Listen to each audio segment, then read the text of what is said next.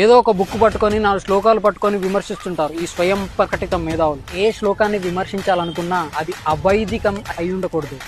ఆ శ్లోక అనేది వేదాల నుంచి కాంట్రడిక్ట్ అవ్వకూడదు. వేదాలు తెలియాలంటే ముందుగా ఫౌండేషన్ ఆఫ్ సనాతన ధర్మ అంటే ఏంటో తెలియాలి. శృతి, స్మృతి, పురాణం, ఇతిహాసం, ఆగమం, సిద్ధాంతం.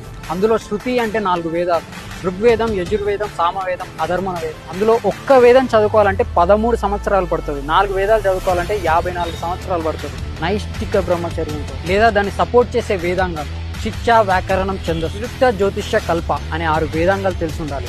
లేదా దాన్ని సపోర్ట్ చేసే 4 ఉపవేదాలైనా తెలిసి ఉండాలి. ఆయుర్వేదం, ధనుర్వేదం, గాంధర్వ వేదం, అర్థశాస్త్రం. మీకు 18 స్మృతులు తెలిసి ఉండాలి, 18 పురాణాలు తెలిసి ఉండాలి. అద్వయం, బద్వయం చైవ, బత్రయం, బతచుష్టయే, అనాపలింగ పుష్కాని.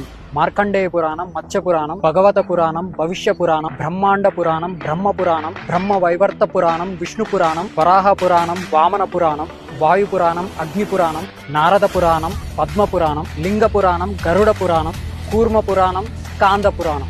ఒక స్కాంద పురాణంలోనే 1,00,000 శ్లోకాలు ఉంటాయి. అది చదవాలంటే ఇలా లైఫ్ టైం సరిపోదు, మళ్ళీ మాట్లాడతారు.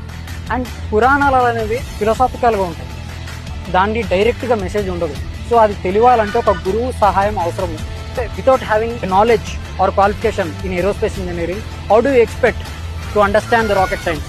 నువ్వు చదివి రీసెర్చ్ చేసి ప్రాక్టికల్గా ఇంప్లిమెంట్ చేసి ఎండ్ రిజల్ట్ చూస్తే అప్పుడు నీకు అర్థమవుతుంది రాకెట్ సైన్స్ అంటే ఏంటో. మళ్ళీ మీరు ఆగమ శాస్త్రం గురించి తెలుసుకోవాలి.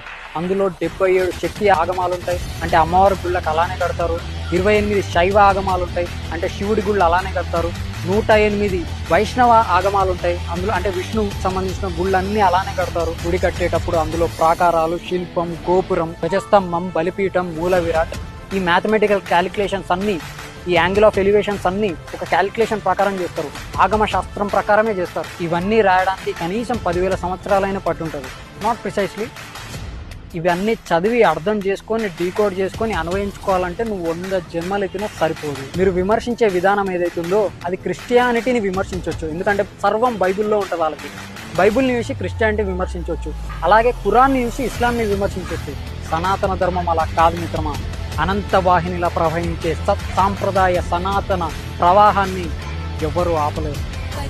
జై శ్రీరామ్. జై శ్రీరామ్ బోలేగా.